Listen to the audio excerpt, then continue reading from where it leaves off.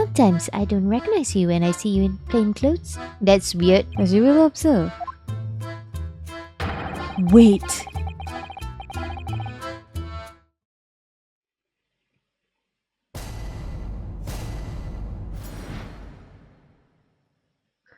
Hi, welcome back to the Great East Attorney Chronicles and a Happy New Year to you. Happy 2025. Let's begin. Except that I cannot begin. One moment, what did I do? Okay, let's begin. For pity's sake, that little Nipponese oddity already admitted it himself, didn't he? If he said that a woman in green collapsed before his eyes, why, it can only have been the victim. Wow, I'm seeing where things are going now, I think. The man wouldn't have gone around the houses on his way back from the bookshop, not in winter. So the poor woman was attacked from behind, was she? How dreadful. I really don't care. Can't we just wrap this up now? I've got work to be doing. Your books, yes. Nice shop, Dad. But Burman books? No, not a welfare visit. I'd like to know more about them. Would you care to furnish me with more information about these bookshops?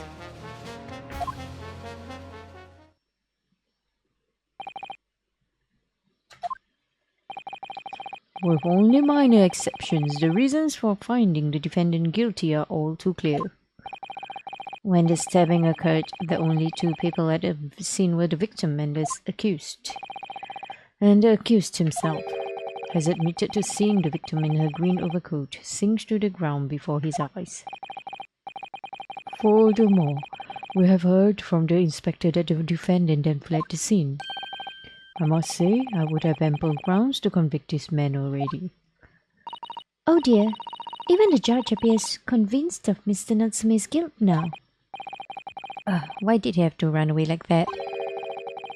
And how are we supposed to believe in some phantom attacker that nobody could see? Yeah, that's a problem. I don't know where... I can't tell yet what might have happened. This is impossible. How can I possibly make a case for the defense? Mr. Naruhodo, this is no time for grumbling. If we want to force the trial to continue... Yes, I know. I have to turn the tide. I must make the jurors change their minds. Well, 4 of them at least. Exactly. We have no choice but to forge forward. You have the floor, counsel. Begin your summation examination. Yes, my lord. I just need to keep this trial going somehow, whatever it takes. Come on now, Uronosuke. You can do it. We can do it. Is he gonna walk? I like it when he walks around. The defense's rebuttal. Oh, okay, I can't see him walking around yet, I guess. For pity's sake. Oh yeah, okay, so let's press. Hold it! Excuse me, but aren't you? Yeah? Is this right? I was in the witness stand myself just 2 days ago. Yes, I had a feeling I knew your face, or the side of it anyway. If I remember correctly, you're a banker, aren't you? That's right. After the gold rush down under, I came back to London to work. And it was all going swimmingly until you started fossicking around. What is fossicking? What is all these old words that I do not know? Bruce Fairplay was a man of repute. Sorry. Don't think I've forgotten how you treated me the other day. You had me and that young hatter pegged as criminals. Oh, well, you know, what's under the bridge? Now there's all sorts of rumors buzzing around and the police have been badgering me non-stop. If I could turn back the clock. Well, Ray, I don't know about the hatter, but at least I'm in the clear now. I'm free to make up my own mind about who's guilty and who isn't, okay? Thank goodness. Alright, maybe I might struggle to change this man's mind given our awkward history. Oh dear, I wonder what's become of Mr. First now. I don't know. The other guy kind of looked like Mr. First, I think. But I'm not sure whether that's him. if he said that a woman in green collapsed before his eyes, why, it can only have been the victim. Oh, wait. No. Let's go back there. Okay. You're right that at the time of the incident, the defendant admits to having seen someone wearing a green overcoat walking ahead of him. Well, quite. That's precisely my point. Clearly that someone was wearing green was the victim. Anyone can wear green. And clearly that funny little Nipponese man with the disturbing moustache is a culprit. But let us not forget, madam, the defendant vehemently denies attacking the woman. Why, of course he does. If he admits to stabbing her, his life is over. This man is obviously a liver-faced coward, honestly, claiming the woman simply collapsed before his eyes. But if that's a lie, as you're suggesting, do you not think he would have concocted something more credible? Yeah. Oh, I really couldn't say. After all, you are foreign.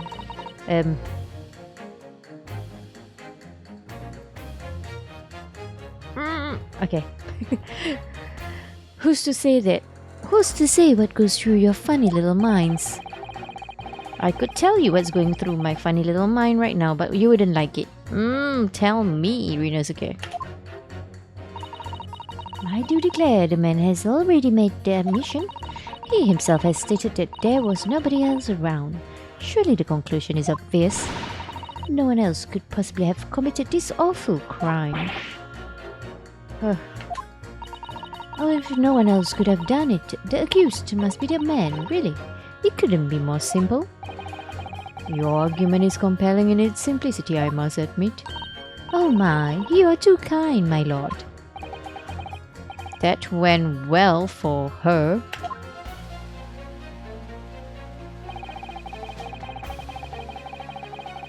Yeah, this guy looks a bit like the Hatter, no? Am I imagining things?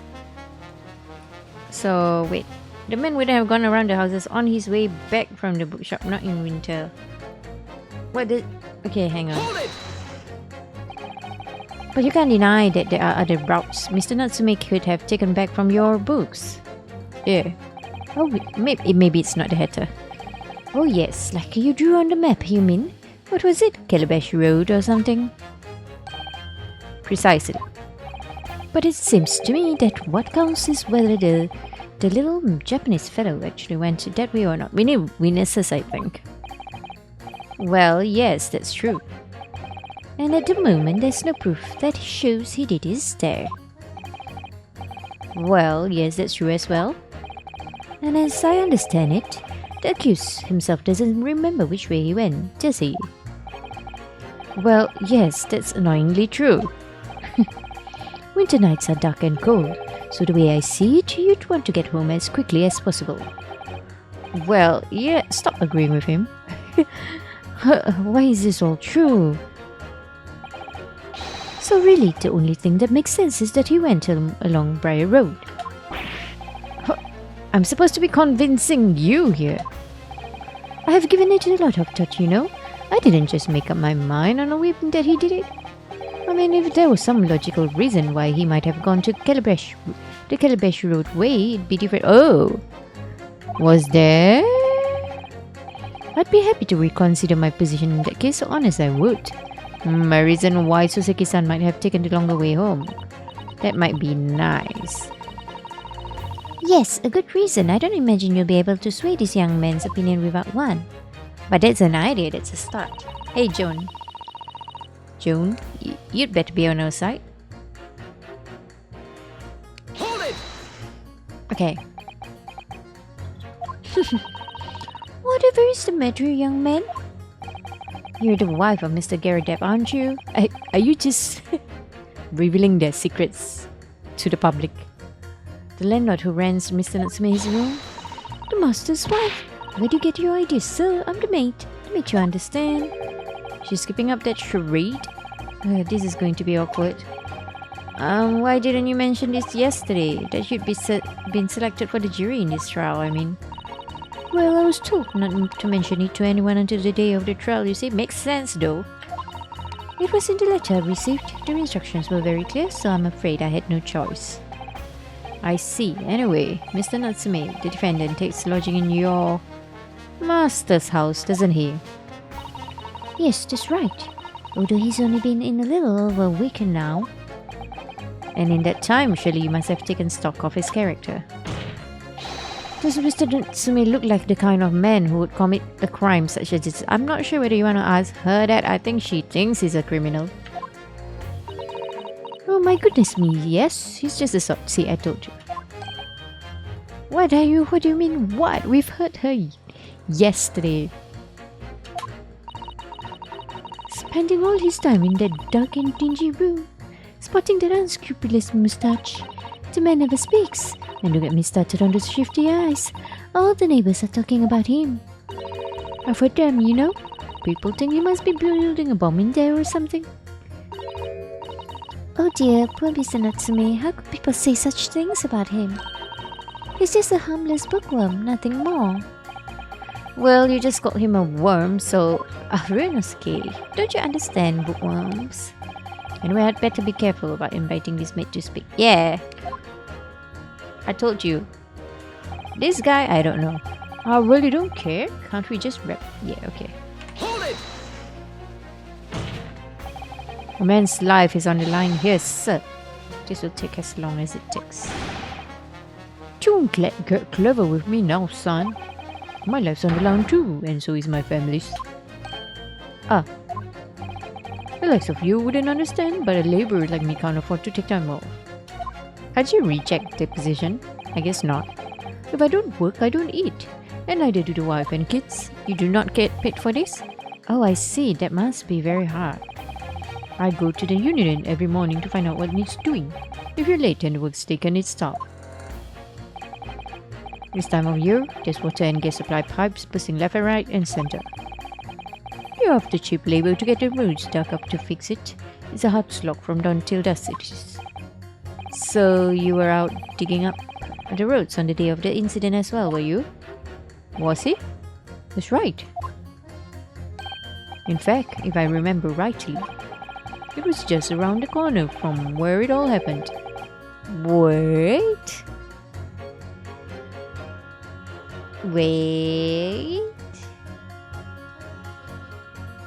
Which old bookshop are we talking about here? What? Another coincidence? That's right, Miss Meerschaum Street it was. Meerschaum Street. Here? Which side? This side? Or this side?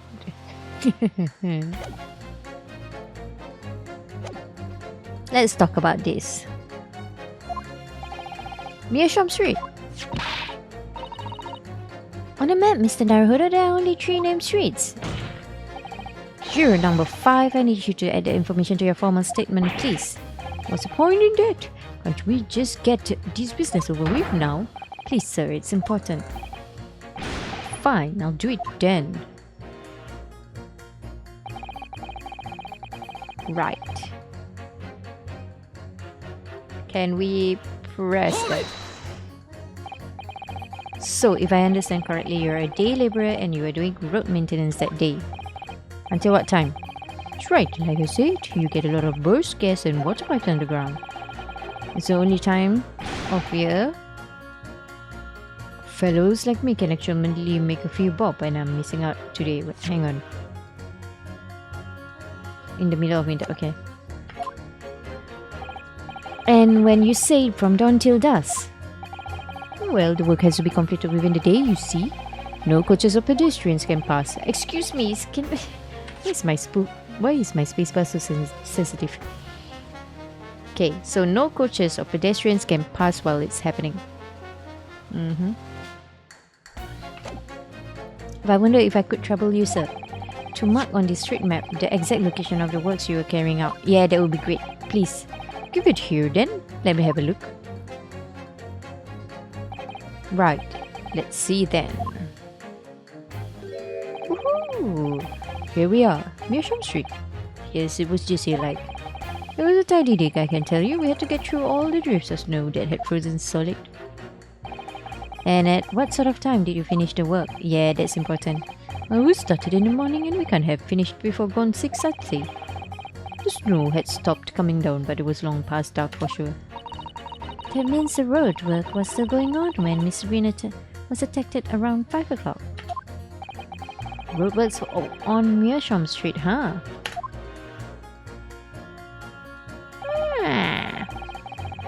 I wanted to know what he wanted to say too. Sorry. Fooled it, you say? But what? No, what I said was hold it. What I wanted to ask was, do you visit your books often? I like the old books they have in there, yes. I enjoy reading them over a nice cup of old tea. That's my daily routine, you see. Same thing every day, including the day you're all talking about. And at what time did you visit your books on the day in question? Well, I was picking up books in the all afternoon, and it would have been just before 5 that I left. Hang on. Wrong one. There we are. Hang on. 4:45 p.m. All right. You would have seen him. That's my daily routine, you see. Same thing every day, including the day. Just before 5, you say? Exactly when the victim was attacked. Are you sure about the time? Oh yes, no mistake there. I remember it well. I'm not about to forget the day in a hurry. Not after the dreadful time I had. What was it? What do you mean? Well, I was walking down Calabash Road when I slipped on the ice and donked my head.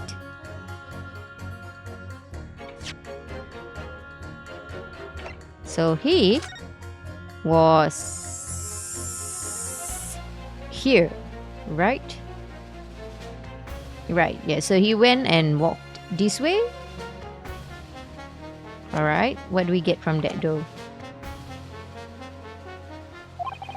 It was always worse after the snow stopped falling. That's when it's most slippery. Knocked myself out clean in the eye. I really thought my number was up. Wait a minute, let me get this straight. This happened on Calabash Road. That's right. I live in Cornpipe, you see. Where on earth is Cornpipe? Where is Cornpipe? Oh, it's not shown. Heading down Calabash Road is the quickest way for me to get back from your books. Juror number 6, I must insist that you added information to your formal statement. It may very well be extremely significant. Sorry, extremely sick? No, I'm quite alright now.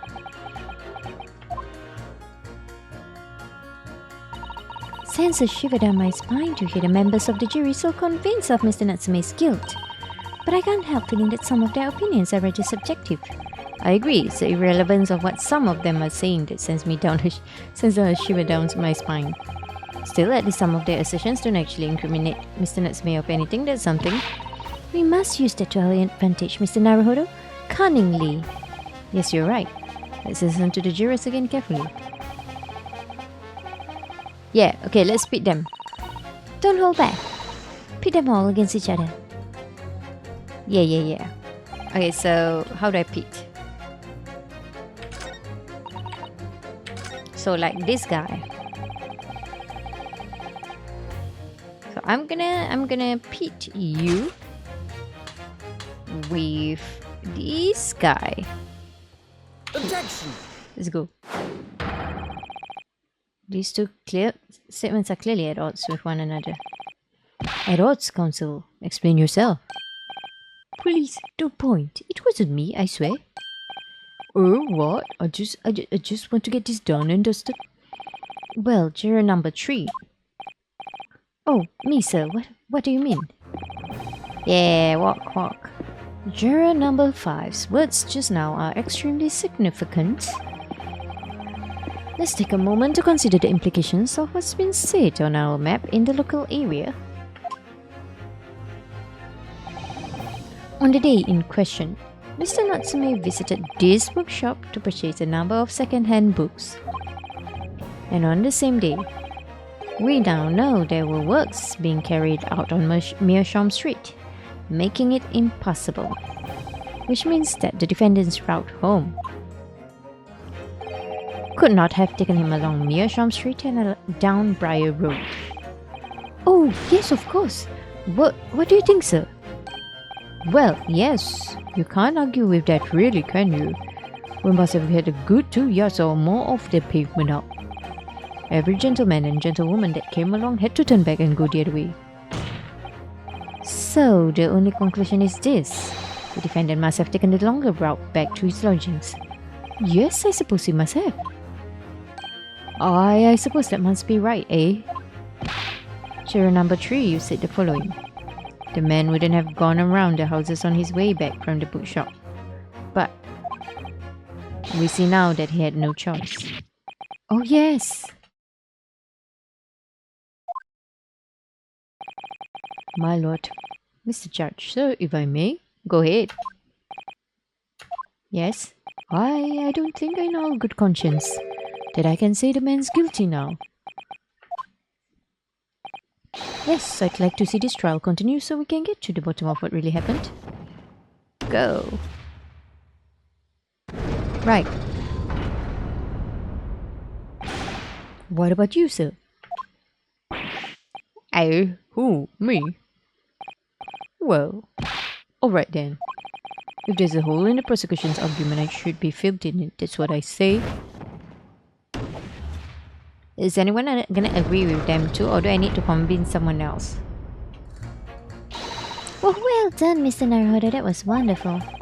Well, we've managed to change a couple of minds at least. It strengthened our position somewhat. Yes, and it will prompt the other members of the jury to reconsider their stance as well. That would be great. They'll be asking themselves if their current leanings are really right or not. Now, if we could just identify one more clue or discrepancy that would make them stop doubting Mr. Natsume, we might be able to tip the balance completely. Yes, that's exactly what we've got to do. Van Zix is looking to bring this trial to an early conclusion. That's what we have to prevent by whatever means we have at our disposal. He's been silent. I don't like it, but he's been silent. Thank you, counsel. On with the summation examination, please. Yes, my lord.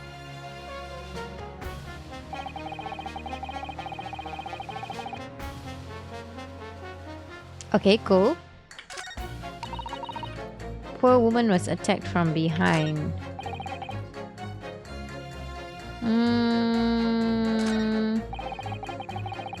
Slipped over that evening myself on Calabash Road. Knocked myself clean. So there must be something about that. Slipped over Calabash. Wait. Hold it! And that was at around 5 o'clock, you say? I don't know anything about the girl who was there, but my dinner's on the table at the same time every day. Oh. And for the record, could you please identify the precise location of your fall? Oh, we did not do this. Goodness, it was aeons ago. I'm not sure I can remember. It was 3 days ago. Try dredging your memory, please. Well, let's me see. It was especially slippery around about... Oh yes, I remember now. It was just on the corner here. Okay, what does it mean for us though? What happened to you then? Were you alright? Well, you don't get too many people down Calabash Road, you see. So there was no one around when I fell. No one around when I knocked myself out. No one around when I came to again, and no one around when I sneezed. Wait. Huh? So I picked myself up and went back to my nice warm house where my grandchildren were waiting for me. A sad and lonely picture you paint, sir. You are fortunate not to have frozen to death. Yes, how lucky that he wasn't more seriously injured. True, it sounds like it was very nearly another hospital admission or worse. Ah, yes, one more thing. Were you wearing that same green... Oh! I did not notice him wearing a green overcoat. Let's see. Oh! Absolutely, the only coat I have. It took until this morning to dry out properly. Good job too. I'd have nothing to wear here. So count your blessings, I say. Oh, oh, oh. Oh. I suppose we should. This gentleman certainly had a close shave there. You've changed two of the jury's minds, Mr. Naruhodo. There's just two more to go, till for the finishing blow now. It's time to turn the tables here. Wish I knew how to do a Susato takedown. I suppose words will have to suffice for now. Words are powerful. Ryunosuke. Alright, so I know. I know, but I don't know. Hang on. Woman in green collapsed before his eyes. Why, it can only have been a victim. Maybe it's hers. So like juror number 2. So let's take R. And then we'll take R. Let's go. Those two statements clearly show a flaw in the juror's reasoning. A flaw? What are you talking about, counsel? Well, juror number 2, juror number 6. My, whatever do you mean, sir? Oh? I think perhaps the old man didn't hear you. Unbelievable. It's not like I was loud or anything. There is at least one fact of which we can be sure here. The bookshop receipt found in the defendant's room clearly indicates that on the day of the attack, he had been to your books and purchased a number of second-hand titles. He then returned home on foot. But the man says he has no recollection of his return journey. That's correct. But what he does remember is seeing someone appear in front of him on the way. Someone in a green overcoat who suddenly collapsed on the pavement before his eyes. Yes, we are well aware of all this. The poor young woman who was stabbed, obviously. Can we really be sure of that, madam? My, whatever do you mean? I'm sure you heard juror number 6's account of what happened to him on that day. That same afternoon, there was somebody else apart from the victim, who was wearing a green overcoat and who fell over on the icy streets in the neighborhood. Oh my! But you know what's the problem though? The problem would be the books that were with the victim, unfortunately. So I feel like Van Zix will point it out later. My goodness, do you mean? That's right. I'm referring, of course, to hard of hearing juror number 6. Are you really suggesting that the person in the green overcoat whom the defendant saw collapse in front of his eyes was a jolly old gentleman on the end of the bench here with me today? That is entirely possible, yes. Oh no, I know. Oh no, this is gonna be bad. If the books really belong to Natsumedo and it was found with the victim, we have a problem. After all, the old man had someone... See, look. Well, look at that. My goodness me. Sorry, you need a pee? And crucially, we know precisely where the old man in the green overcoat fell. On Calabash Road. Therefore, if the person who Mr. Natsume saw collapsing in front of him was in fact juror number 6, it means the defendant must have taken the long route back to his lodgings. And if that's true, then clearly the crime scene on Briar Road, where the woman was stabbed, was not on his way home. Oh my! Oh no, I see the problem already. Oh. You idiot, old man. If you hadn't been so deaf as to be roaming about there, we'd have booked this off hours ago. And really, what were you thinking wearing such a befuddling coat? What did you say to me? Is it a crime for the elderly to walk the streets these days? Is it a crime to sleep over on the ice? Is it a crime to keep up with the latest styles and wear a beautiful green overcoat, is it? I mean, you can take it back first, then we'll think about the books later. My lord, I do hope it wouldn't cause any inconvenience, but... You'd like to change your leaning, I presume. I do declare that I would. I would like to call for a verdict of not found guilty. Thank you. And I would too. What? Is it a crime to change your mind? Is it? Well, no.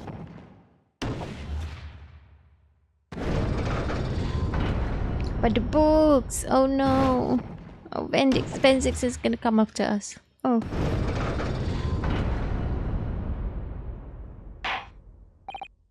Well, the summation examination has concluded with a rather large shift in opinion. The A is 2, the no is 4, so the no's have it. Not guilty, they say, which means we no longer have a consensus among the members of the jury. Trial will continue. Objection!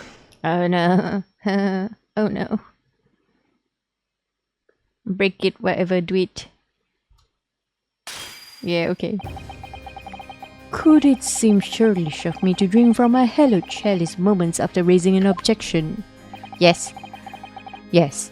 Only to crush it in disgust. Pray forgive the discourtesy. Lord Van Zix. It seems I must retract my earlier remark. What do you mean? I mistakenly credited these jurors with intelligence by describing them as insightful. Yet we have just witnessed them falling for a cheap trick performed by an Eastern entertainer. Oh.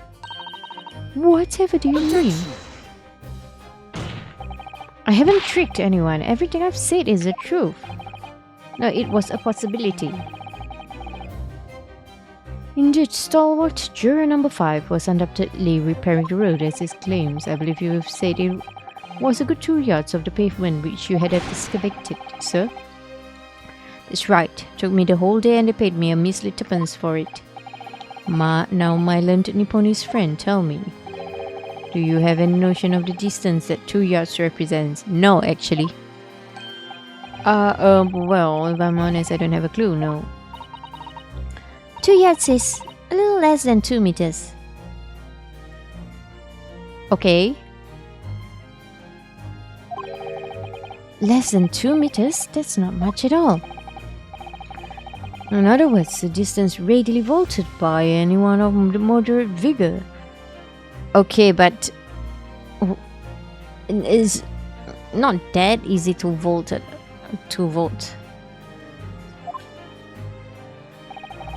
Would you not agree, my stalwart friend? I would not agree. Oh, me? Well, I can't say you're wrong, no. Look at Mr. Natsume. I don't think he can vault like about almost 2 meters. What? And did you perchance erect a sign to prevent pedestrians from passing the side of your works? Hey, I wouldn't dream of it. Waste of time. No coaches would have had a hope of passing anyway, and we just turn any gentlefolk back when they come. Kids just jump right over us all the time. What? The accused is no gentleman as far as I can see. I have little doubt, however, that he could spring over a 2-yard trench in his meanderings around town. He was absorbed. His head was in the clouds. Wow. Is that true? Is it? The incontrovertible truth is that the books just purchased by the accused were found at the scene. Yeah, see, I told you.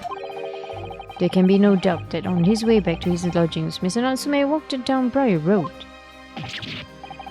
Crushed in a single sentence. Unless they both got the same books, I don't know. An old man. Coleman, you can talk. You said that at around 5 o'clock on the day in question you slipped and fell on Calabash Road.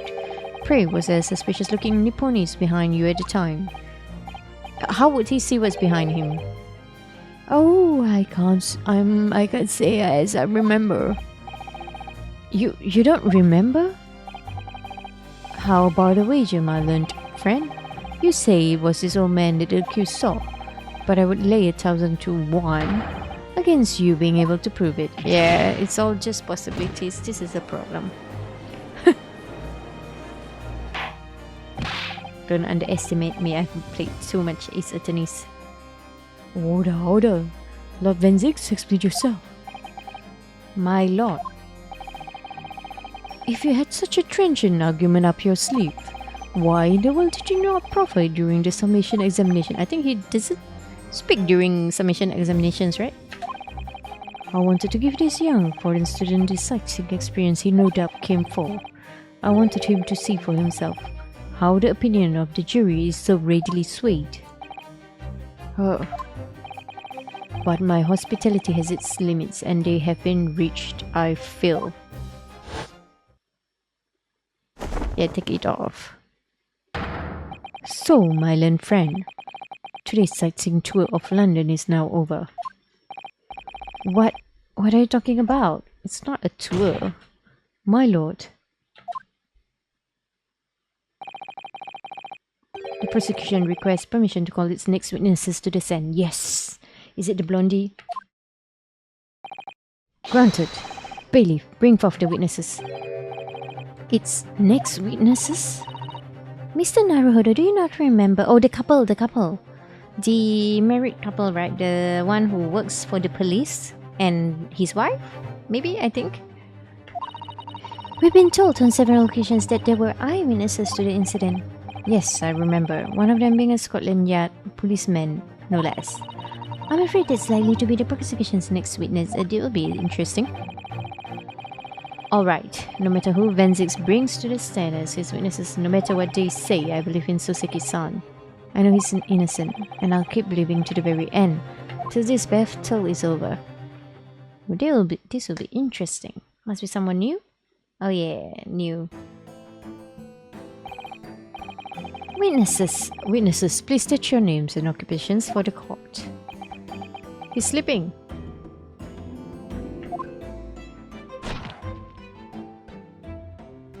Okay.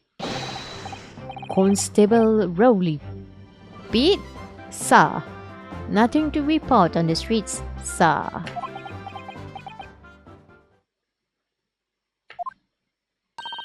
And I'm Mrs. Beat. Patricia's my name. I'm proud to say I'm this young town hero's wife.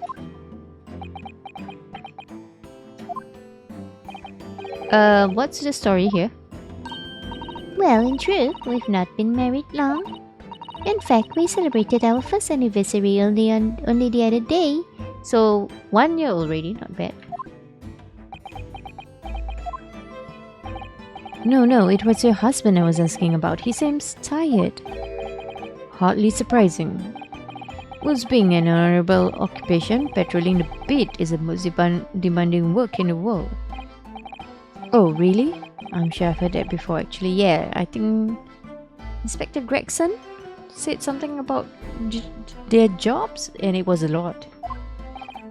Indeed, apart from rare days off, our gallant officers trudge some 20 miles a day, you know. They patrol boarding houses and pubs, collect taxes, survey the streets, check that meters are reading to, and I think wake people up, I think. And they're responsible for keeping the streets clean and lighting and extinguishing our street lights. There are a number of items on that list that don't sound much like policing duties at all. Yeah. I wouldn't just be falling asleep on my feet, I'd have collapsed long ago. But it goes without saying that a policeman's primary duty is the apprehension of criminals. Even when he's off duty, a constable is expected to investigate and resolve any crimes on his beat. For the London, Bobby is a man of honor. Okay, are you gonna not wake up? And a man of slumber? On the day in question, this man and his wife were walking down Briar Road in the opposite direction, and they witnessed the incident as it occurred. Is that not correct, Mr. and Mrs. Beat? It is right, sir. Isn't it, Rolly? Constable Rowley Beat, sir. Nothing to report on the streets, sir. What a great witness is gonna be. Very good. I'd like to hear your formal testimonies now, please. You will tell the court exactly what you saw on the afternoon of the incident. Yes, sir. Oh, man. Wake up.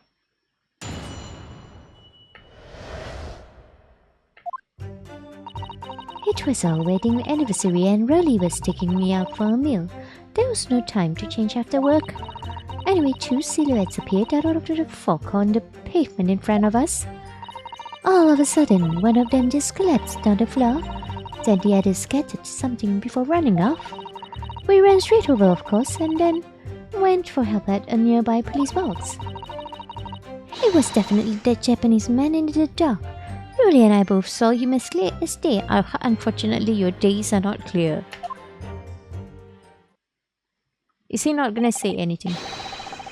Well, this is extremely compelling testimony, I must say.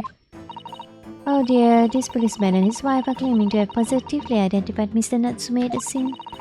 If their testimony is true, the alternative course of events that you established in the submission examination will be quashed. It's definitely, in fact, because that alternative was never viable in the first place. What an unfortunate be chancing it on your wedding anniversary too. Oh, I know. But I still managed to go out for the evening with my man. I thank the Lord for that. Gosh, the life of a London Bobby sounds very hard indeed. Indeed, however, this cross-examination will be over in minutes. You may well have time to rest this afternoon. What do you mean by that? My lord friend, the witnesses saw the face of the man fleeing the scene. They are testifying under oath that it was without doubt the accused, Mrs. Suzuki Natsume. And one of these witnesses is a policeman no less, so you appreciate the gravity of the situation, I'm sure? Except that the man's so tired his wife has to do all the talking. Enough preamble, counsel for the defense. Committee, commence the cross-examination, please. Yes, my lord.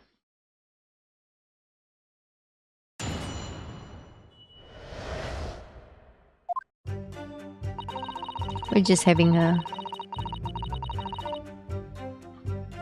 Hold it! I wonder where you were going though.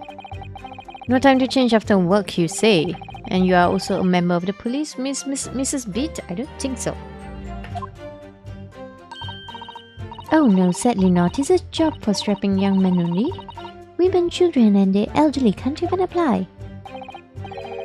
Well, I think you can probably see why children and elderly can't do the job, can't you? I think he really looks so ever so handsome in his uniform. It suits you down the ground, doesn't it, darling?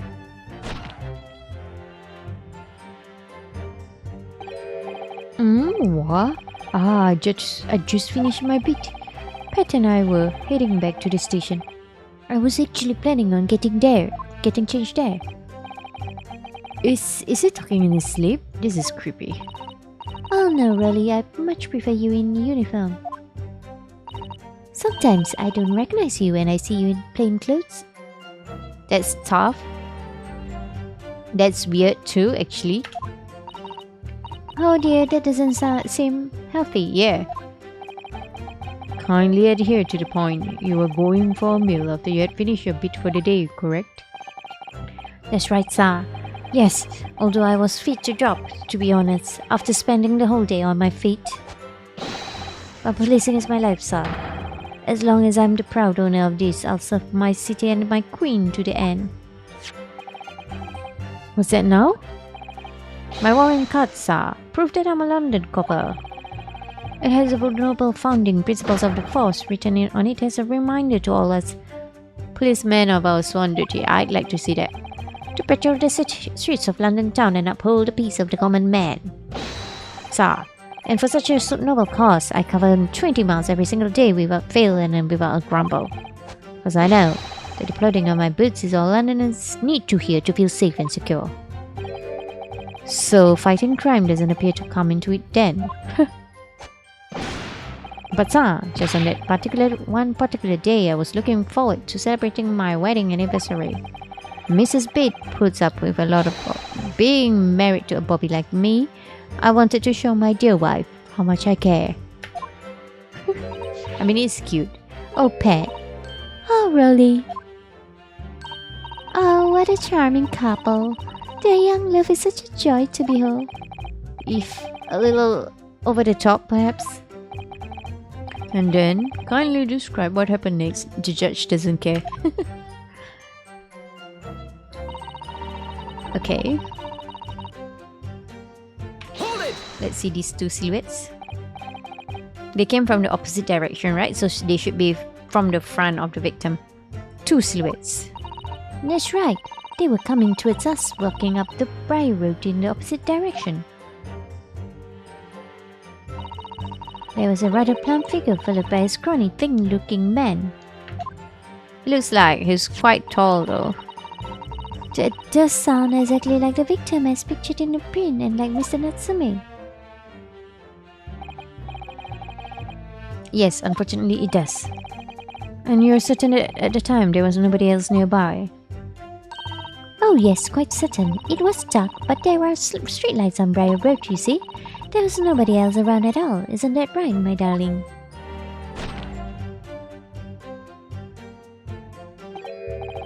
What? Ah, yes, that's right. Of course, there was a light fog on the ground. But Briar Road is dead straight and you could see a fairly long way down the pavement. Okay. And then there's the street lighting as well. I didn't see any other pedestrians. Before sleep takes a firm hold, your answer please, Mr. Beaton. Are you quite sure of what you've just said? Yes, sir. As a couple who spends all day every day keeping watch on the streets, I'd swear to it, sir. I'm as sure as my love for Patricia is true. Oh, Pat. Oh, really?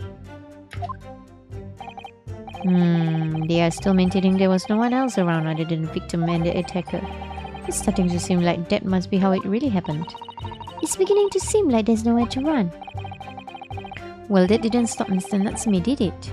He fled the scene all too convincingly. We should ask them what happens after the stabbing. What happened in the crucial moments that followed? Okay. One of them just collapsed. They did not see the stabbing. Scattered something? What do you mean by that? Oh, well, I couldn't make out what it was at the time. But then when we got closer, we realized what it was. Didn't we, darling?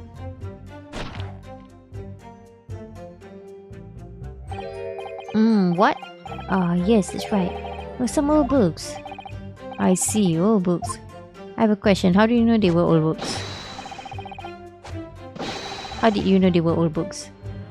How did you know they were old books? Yes, sir. The culprit had dropped a number of them and all around where the victim lay on the pavement.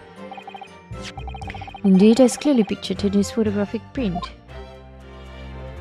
You can't tell they were old books. They don't even look worn out. That rotten Japanese man did that when he did the deed. Oh, I don't like you anymore. Hold it! Let's not forget that it remains to be established that the defendant was indeed the attacker. But we saw him. It was the man in the dock without question, sir. In the dock? The mustache, the hunchback, the cat-like eyes, the taut mouth, the snub nose, everything. Any more insults you want to throw in? That's right. He looked down at that poor defenseless woman with those terrifying, intense eyes. And then suddenly he threw his boots onto the pavement and ran away. That doesn't make sense. Why would you do that? I see. This is tough. They seem as though they're telling the truth here, no? May I remind the court that this unambiguous testimony comes from a policeman and his wife. Now please, continue. Yes, sir. One more? Not yet. I need to know what happened in between this. Hold it! Like, you went to her and then you went to the police, but what did you do though? Was it your husband who went to fetch help? No, I went. I may not be a police officer myself, but I am the proud wife of one, after all. Isn't that right, my darling?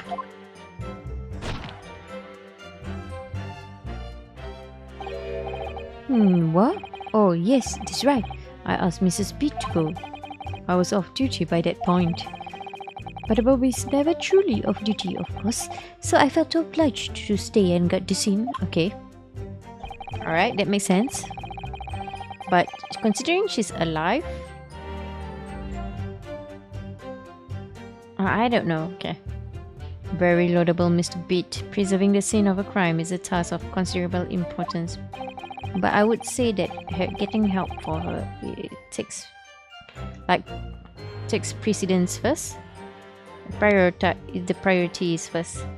That's why I sent Patricia. You see, I told her where to find the right police box. What do you mean by the right police box? Forgive my ignorance, but what do you mean by the right police box? Yeah. Depends on the crime's location, you see, as to who deals with it. Where the woman was stabbed wasn't actually on my beat. So I told Patricia the way to the police box for the beat the incident fell under so she could go and report it. If it's not under your beat, why were you working there? Oh, no, I think he's... Yeah, no, never mind. He was getting ready for his wedding anniversary. Wait, I don't get it. But he said he was going to go change, right? I went there as quickly as I could and asked for help from the bobby on duty. There is nothing more potent than a young couple in love working together, you know. And thanks to your swift response, the case was quickly resolved. The actions of two model citizens. Oh, please, you're making us blush, isn't he, darling?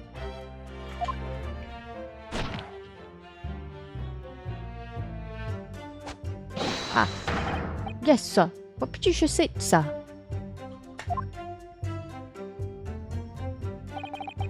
Let's move on, shall we? It was definitely that Japanese man in the dark. Yeah, so this clear as day part. I think we have a problem here. But surely you wouldn't have been able to see his face by the light of the gas street lamps, would you? We absolutely could. Us Londoners have exceptional eyesight, I'll have you know. Right. The light from the street lamps was more than enough. And my husband already told you that the fog was only light. Didn't he? Yes, and what of the fog? We're famous for it across the globe, I believe. But it's an absolute menace to those of us who have to live with it, of course. Oh, it is. It is. When it's thick, you can't even see the hand at the end of your own arm. Yes, alright, I take your point. Now could you stop shaking your husband about? The constant fog makes our eyes very sharp, you see. That's why we can tell you for sure and certain that it was that little Japanese man we saw. Can't we, darling?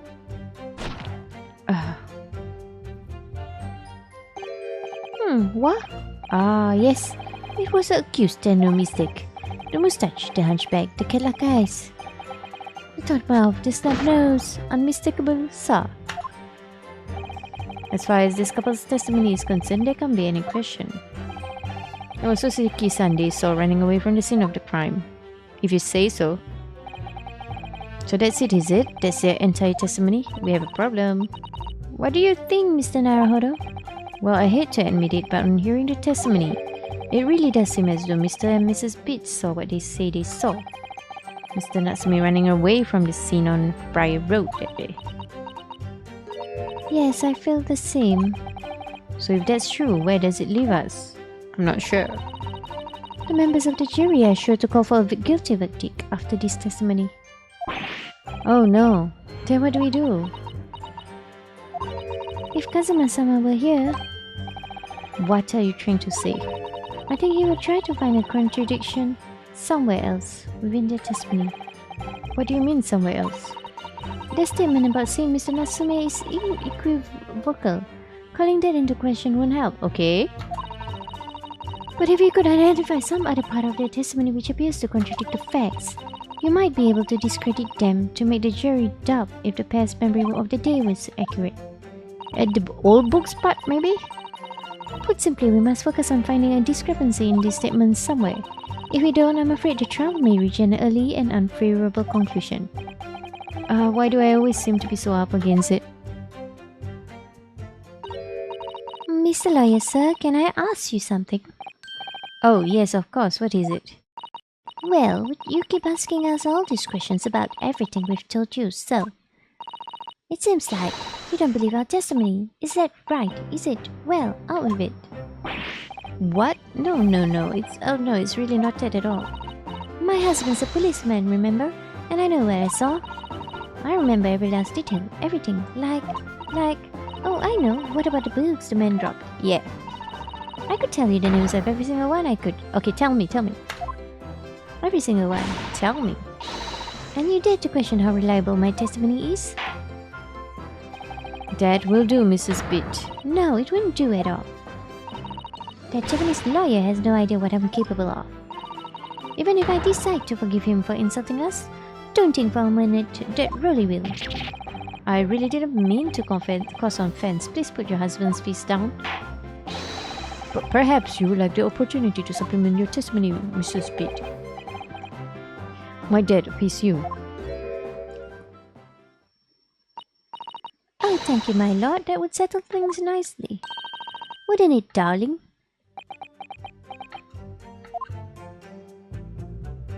Yeah, you tell me the book's name. Yeah, okay. 4. Hold it!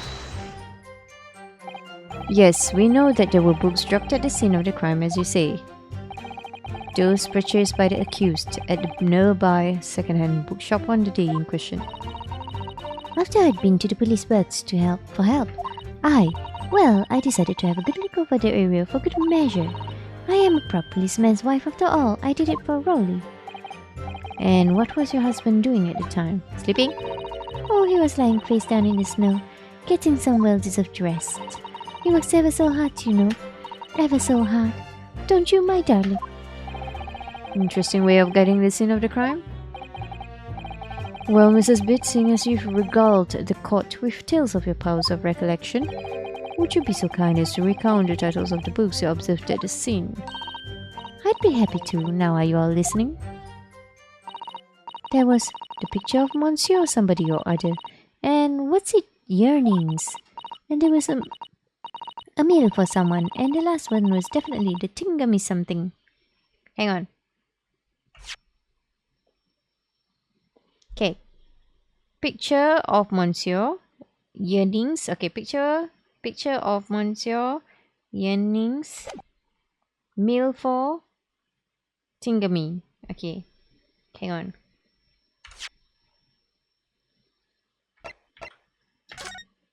Picture of Monsieur. Meal. Yearnings. The Tingami something is what is the Tingami somethings?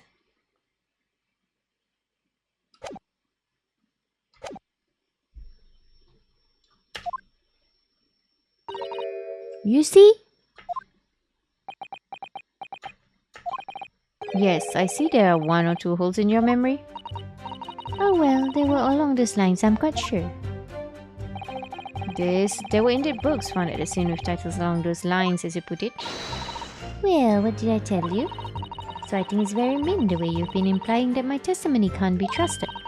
Don't you agree, darling? Anyone who upsets my Patricia will have to answer me too. Will have me to answer to.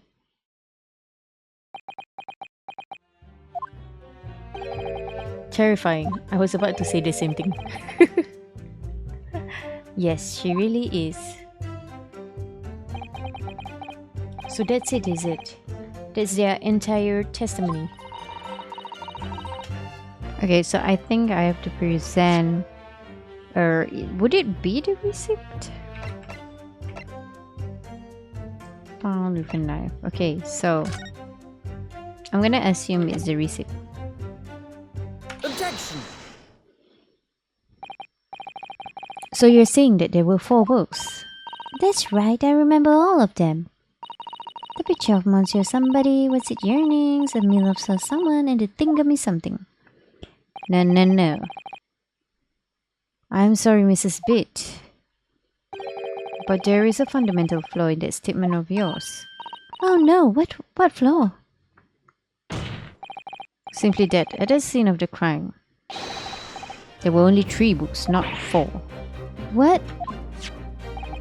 This is a receipt from the bookshop where the defendant bought his books. Your books? Yes, and it details Mr. Natsume's purchases that day. But as you can see, only 3 books are listed. Only 3? But no, that can't be. I remember seeing them. There were 4 books, I tell you. 4 dirty old books. Oh really? Have a good look at this photographic print of the scene of the crime. They don't look dirty, but if you say so. As you can clearly see from this evidence as well, there are only 3 books. But I just don't believe it. I saw them there. I swear it. I saw them. No, madam, I'm afraid your powers of observation cannot be relied upon. So it cannot be denied that though you say it was the defendant you saw, you could very well be mistaken. Oh no. Oh no, no, no. Objection! What? What? It's plainly evident that it is your powers of deduction that cannot be relied upon, my learned Nipponese friend. What do you want? What is it? What cannot be denied is that these two witnesses saw the accused running from the scene, a fact that you know very well you have no hope of disproving. Huh. So you've striven to avert attention from that by dint of some inconsequential discrepancies. Would that be fair? He sees right through me. But your plan has somewhat recalled against you. What do you mean? What are you talking about? It's quite simple. Let me explain with a toast. Do you not run out of glasses and wine? To the policeman's wife and her entirely accurate testimony in every respect. Oh! You see, the matter is not up for debate. It is seen on Briar Road. A total of 4 books were most definitely found. Now you tell me? Where was the last one? But what about the photographic print? Oh, don't tell me it's in front of her, like in an angle we can't see. Quite right, only 3 can be seen in that print. Do you have another angle? You mean to say... Allow me to present another, one that shows the victim's hand. Now you tell me. The Lion's Pride, okay. I don't believe it. It's the 4th book. As you will observe. Wait!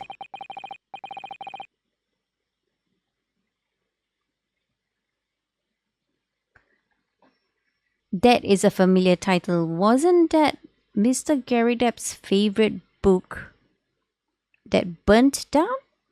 Did he say, was it burnt to a script? It wasn't missing, right? It burnt, right? I can't recall. 4th book was hidden from view in the original print by the victim's torso. No. But what does it mean for us and Mr. Gary Depp? Order. There, you see. Look at that. Look. Yes. It's just like I said, isn't it, my darling? Yes, sir. Patricia's always right, sir. Let us study the receipt for the books purchased by the accused on the day in question. Mrs. Pitt, the titles once again, if you please. Oh yes, of course. Picture of Monsieur somebody or other. The picture of Monsieur Lecoq. What's it, yearnings? Canterbury Yearnings. A meal for someone? A meal for Gabriel. I'm not sure how to pronounce it. As the court has just witnessed, the witness remembers the book titles flawlessly, except for a few minor details. Mrs. Pitt's powers of recollection can only be described as exceptional. Did you hear that, Rolly? The gentleman paid me a compliment. Yes, sir. Flawless, sir.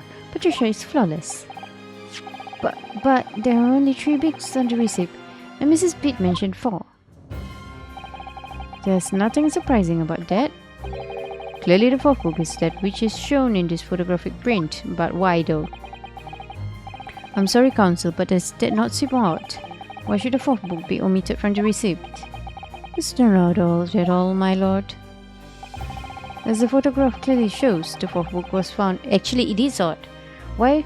Okay, let's say if the 4th book belongs to Natsume, why would she be holding it? Because it says she got stabbed from the back. She would not be holding it unless it belongs to her. In other words, it belongs to the victim. Okay. The victim was holding her own book. I wonder what became of that 4th book. Shouldn't it be there? Obviously, it wasn't overlooked by the investigating officers at Scotland Yard. I have it here as evidence. Oh, open it. I want it opened. Open it. You will submit that under aforementioned photographic print to the court. Please, counsel.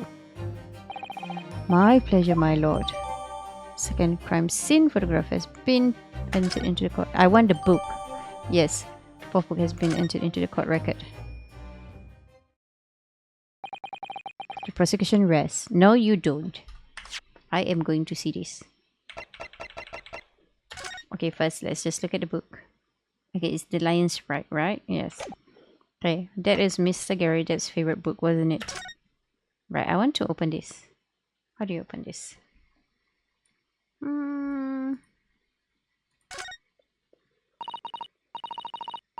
Let me see. It's a book entitled The Lion's Sprite. I'm afraid I don't know any English literature at all, so it wouldn't be something I've heard. Yes, you have. Wait a minute. The Lion's Sprite? That's strange. I think I have heard of a book by that name before. And very recently too, yes. It's a title I recognize too, Mr. Naruhodo. Yes. Oh, what's this? Oh, what is this? Huh? Huh? There's a burn here. Oh, look at this! The book has been but how did it get into her hands though? Look at this, the book has been badly burnt. You're right. You'd never be able to read it in this state, especially not the latter pages. What a terrible waste!